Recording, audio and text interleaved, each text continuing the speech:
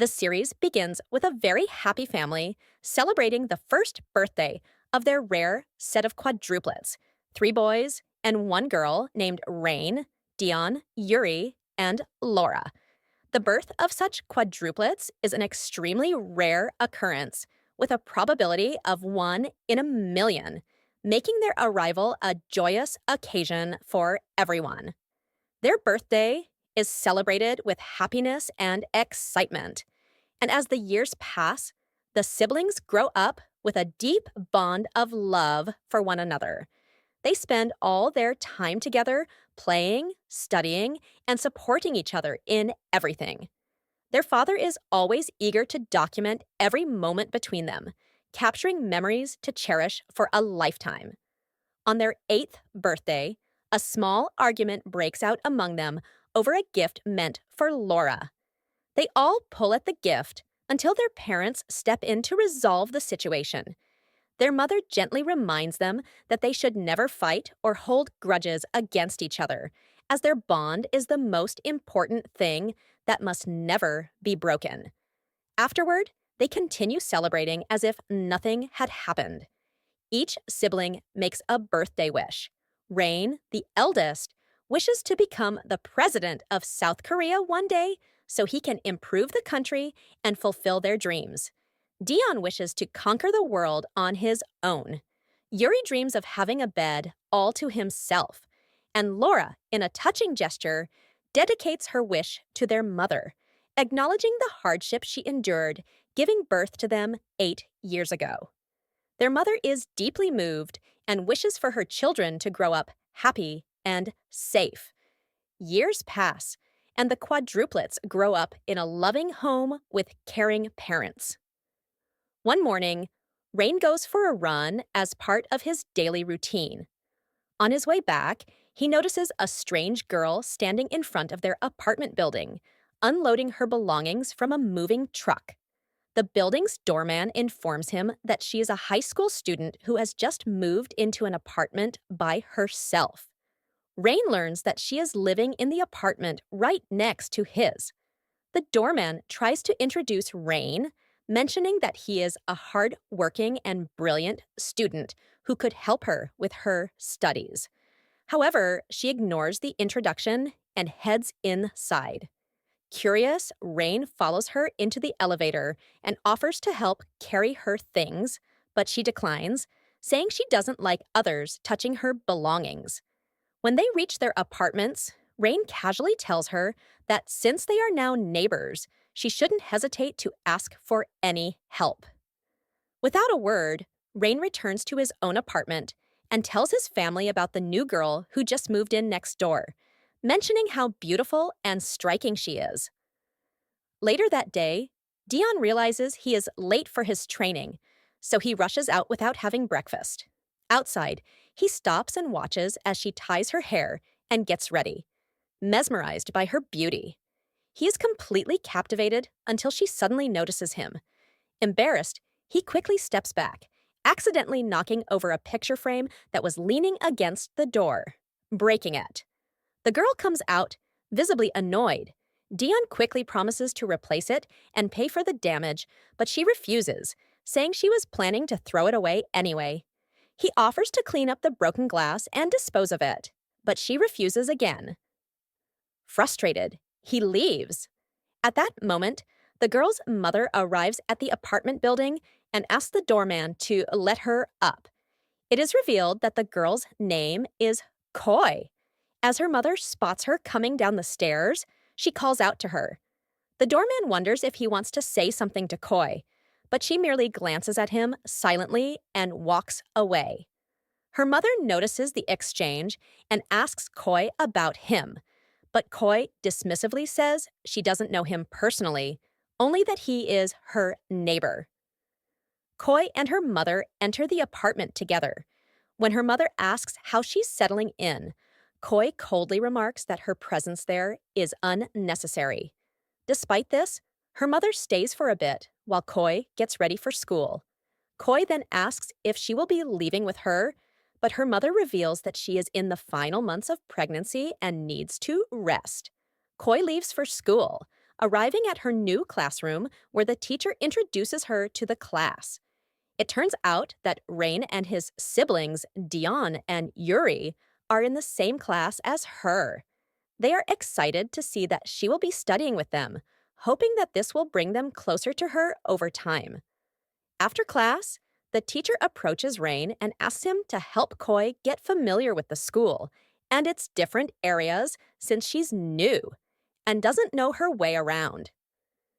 During the break, Rain walks with Koi and starts introducing her to the school facilities, but she quickly cuts him off, saying she never asked for his help. She then walks away, leaving him behind. After the break, Koi returns to the classroom and finds only Yuri inside. She asks him where the other students are, but he doesn't respond. Just then, a girl named Yuna enters the room and informs Koi that their classmates are in a music lesson. She then takes Koi outside and shares that Yuri hasn't spoken in an entire year due to a recent traumatic experience. Koi sympathizes with him. Meanwhile, in the music class, Yuri dozes off and dreams of a girl jumping off a bridge into a river. Later, after class, a girl confronts Koi outside and tells her that what she did was wrong, but Koi snaps at her, accusing her of always pretending to be righteous. She then leaves and heads home. Upon arriving at her building, Koi finds her stepfather waiting for her outside. He scolds her for the distress she is causing her mother. Ignoring him, she watches as her mother comes downstairs, ready to leave with him. They invite Koi to join them for lunch, but she refuses and firmly asks her mother to stop visiting her. She then walks past them and enters the building. Inside, she exits at her floor, but Koi continues up to the rooftop. Standing by the railing, Yuri absent-mindedly gazes at the sky and is suddenly struck with shock. He sees the same girl from his dreams standing on the bridge. Realizing it might be a sign, he rushes up to the rooftop as fast as he can. Meanwhile, Koi reaches the rooftop and is flooded with painful childhood memories.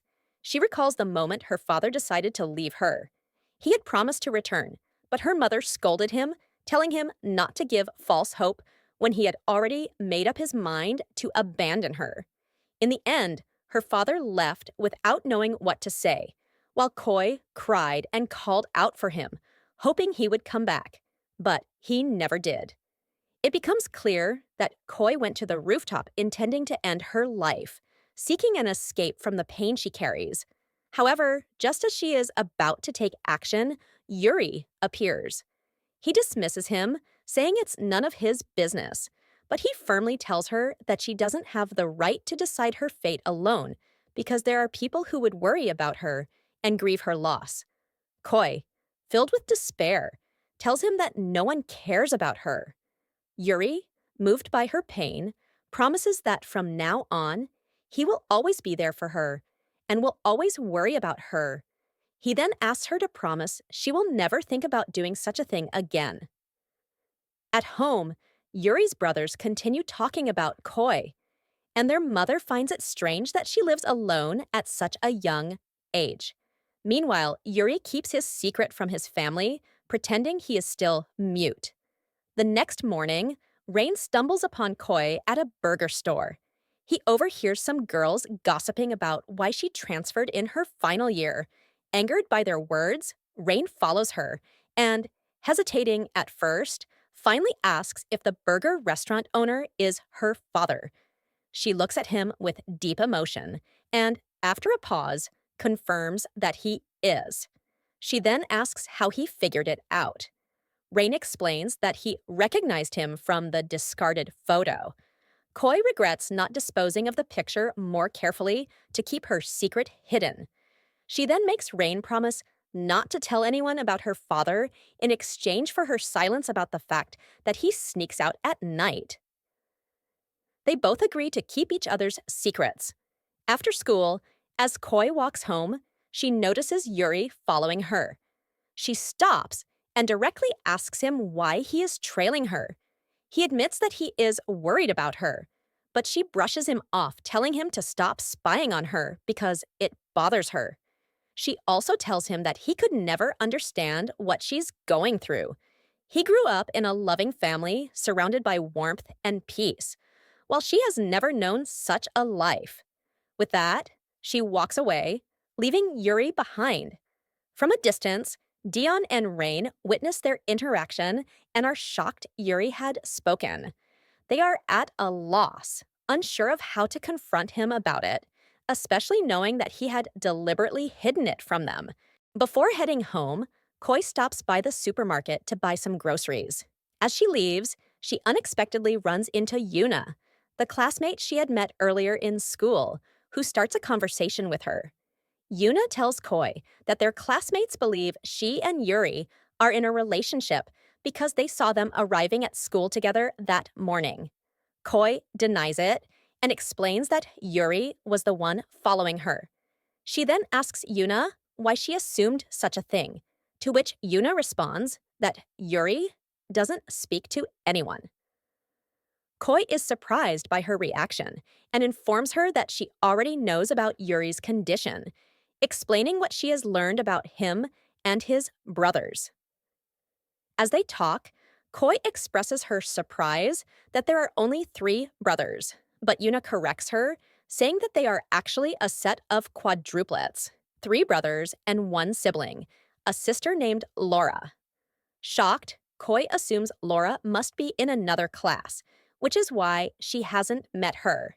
However, Yuna stuns her by revealing that Laura deliberately ended her life in the river last year. At that moment, it becomes clear that the girl Gyu-ri keeps seeing in his dreams is his sister, Laura, reliving the moment she took her own life. The trauma of losing her is what caused Gyu-ri to stop speaking for an entire year. Meanwhile, Dion confronts Gyu-ri about his speaking, furiously accusing him of making their parents worry unnecessarily since the day he lost his voice. Rain tries to intervene and calm Dion down, but Dion is too angry, demanding to know why Gyu-ri was the only one who stopped talking when they all grieved Laura's death the same way. Gyu-ri finally confesses that he has felt guilty ever since Laura died. He believes he is the reason it happened. On the day of the incident, Laura had called out to him, wanting to tell him something, but he had brushed her off, saying he was late for his music rehearsal. While he was at rehearsal, he received the devastating news of what had happened. When he arrived at the scene, he saw his parents and brothers completely shattered, and he was overwhelmed with guilt. He became convinced that if he had just stayed and spoken to her, he might have been able to save her. Ever since that day, he stopped speaking, punishing himself for what he saw as his failure. As the brothers sit together, emotionally overwhelmed, Koi unexpectedly arrives and hands them some snacks she bought from the supermarket. Then, without saying much, she leaves. They are surprised by her sudden shift in behavior toward them. Later that night, their mother grows increasingly anxious as the brothers still haven't returned home. It's raining heavily, and she fears something may have happened to them. Their father tries to calm her down, reassuring her that there must be a reason for their delay. Meanwhile, the 3 brothers are lying together on the ground in a garden, trying to make sense of why Laura did what she did. However, they find no answers. She never left behind a letter or any indication of what pushed her to that point. Gyu-ri admits that in his dreams, he keeps seeing Laura, hoping she will tell him why. But she never does, leaving him in endless confusion. Eventually, they return home together. Their mother, relieved but upset, begins scolding them for worrying her. However, she is completely taken aback when Gyu-ri suddenly says, "I'm hungry," and asks her for food. Overcome with emotion, she immediately hugs him, crying as she realizes he is finally speaking again. Their father, too, is deeply moved by the moment. Meanwhile, at home, Koi reflects on all of Yuri's actions toward her. After what she learned from Yuna, She starts to piece things together and realizes that Yuri is trying to save her the same way he wished he could have saved his sister. Understanding this, she feels deeply affected. That night, Yuri tells his brothers what happened on the rooftop, how he found Koi about to take her own life. The three of them decide from that moment on to keep an eye on her, to protect her from others, and, most importantly, from herself.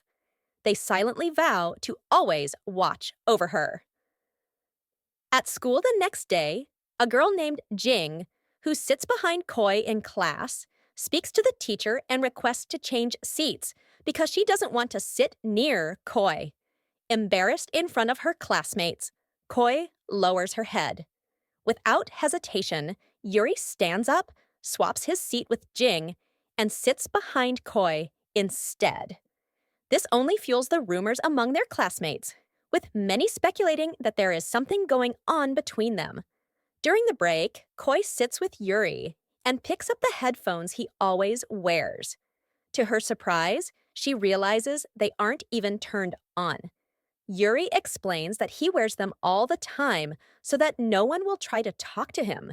She smiles knowingly, revealing that she does the same thing to avoid conversations with people. Koi thanks Yuri for standing up for her that morning. As the days go by, Yuri and his brothers continue to look after her, always staying close, helping her in small ways, even when she doesn't ask for it. Over time, Koi begins to warm up to them and slowly starts letting them in. One day, their mother visits Koi and invites her over for dinner at their house so she can spend time with her sons in a family setting. However, Koi declines, explaining that she's used to eating alone. Their mother hands Koi her meal at the door and thanks her sincerely for becoming friends with her sons. She tells Koi that for the first time in a very long while, she finally feels at ease about them. The next day at school, Dion trains with his coach for an upcoming competition. However, he struggles with a recurring issue that always slows him down halfway through, and his coach repeatedly scolds him, making him feel frustrated. Meanwhile, Jing asks Rain if she can borrow the first chapter of his notes to study since the exam is approaching, and she won't have time to finish it herself. Rain agrees, and when they return to class, he hands her his notebook. However, she is shocked to find that the page containing the first chapter has been torn out. She immediately assumes that Koi did it out of jealousy and stands up in the middle of class to expose her. Jing then loudly announces that Koi was forced to transfer to their school because someone from her previous school lost their life because of her. Koi is completely stunned and unable to deny it. She runs out of the classroom, overwhelmed. Yuri follows her and tells her that no matter what, he will keep asking her why she wants to end her life until she finally lets him help, even if it annoys her. He promises to listen whenever she's ready to talk and assures her that he will never abandon her. On her way home, Koi notices Rain standing alone, holding his pencil case. She initially assumes he is about to smoke, but when she looks inside, she finds the torn page from his notebook, the same one Jing accused her of ripping out. She asks him why he did it, and the Rain opens up about what happened the previous year on the day of the incident. That day, Laura had looked visibly upset about something at school. Rain had planned to ask her what was wrong once they got home. However, on their way out, Jing had called him over, asking for his study notes. Wanting to help, he accompanied her back to the classroom, leaving Laura to go home alone. By the time he returned to find her, she had already disappeared. Not long after, the tragedy happened. Because of this, he refuses to help Jing anymore.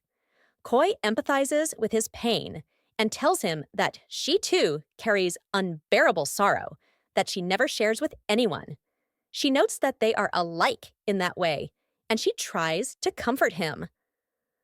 Later that night, as Koi prepares to have dinner, the doorbell rings. When she opens it, she's horrified to find a group of dangerous looking men standing outside. They immediately push their way in, threatening her. They make it clear that no matter how far she runs or where she moves, she will never escape them. It becomes evident that they know her from her past. They physically assault her, leaving her wounded.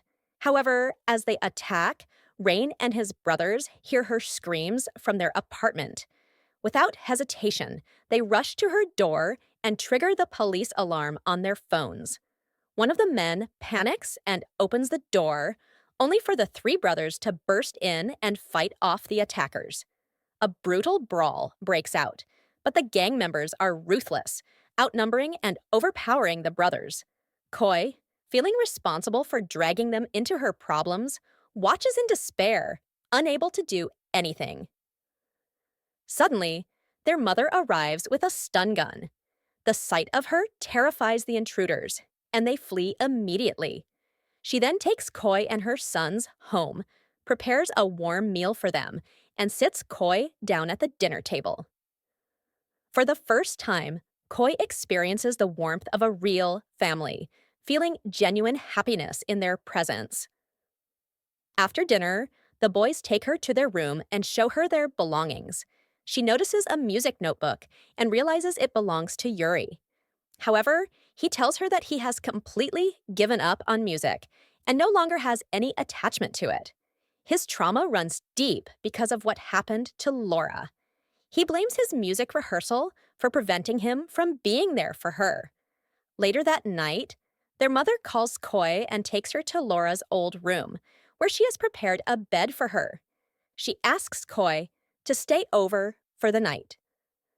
Koi initially refuses, but their mother gently explains that she wants her to stay for her own peace of mind, so that she won't have to worry all night.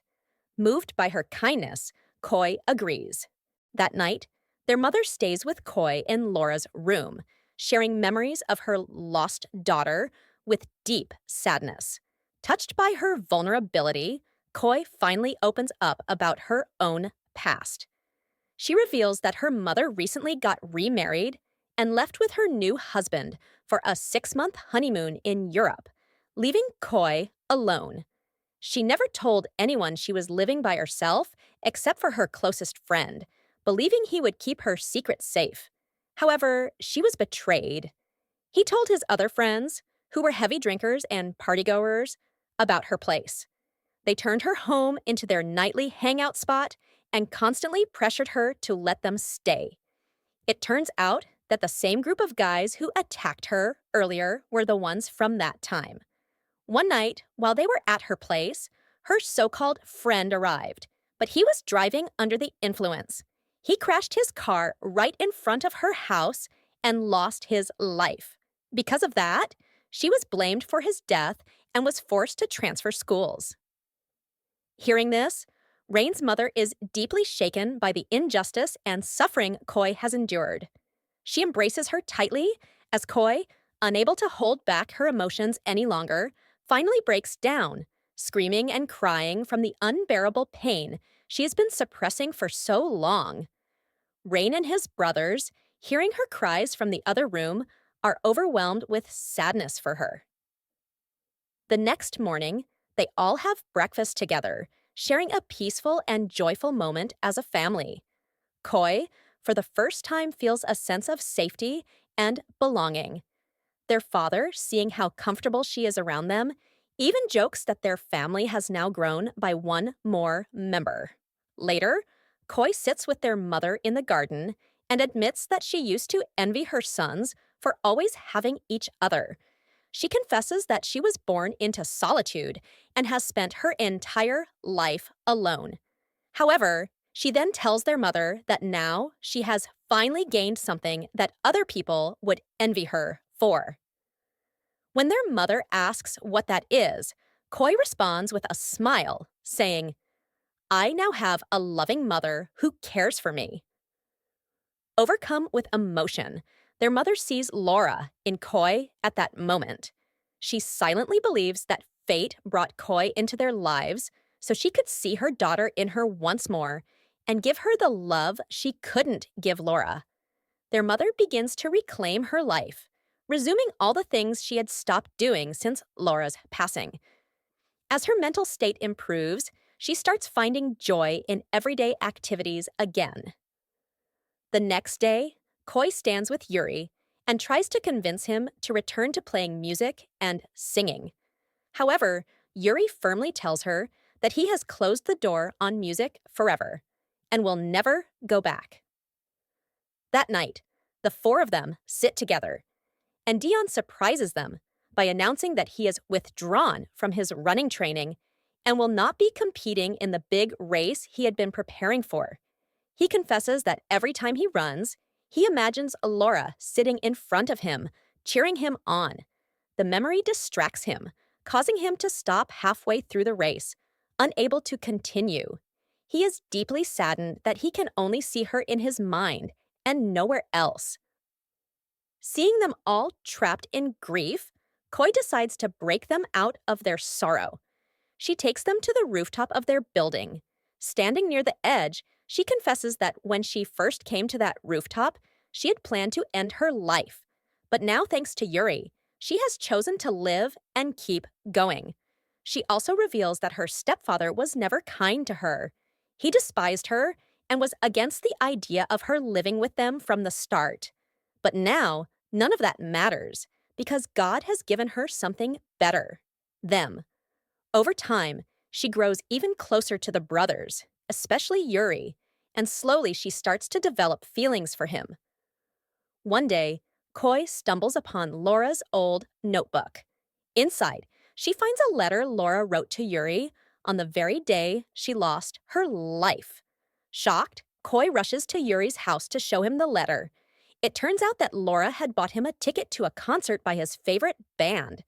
She wrote that she had been saving up for years, setting aside money little by little just to buy it for him.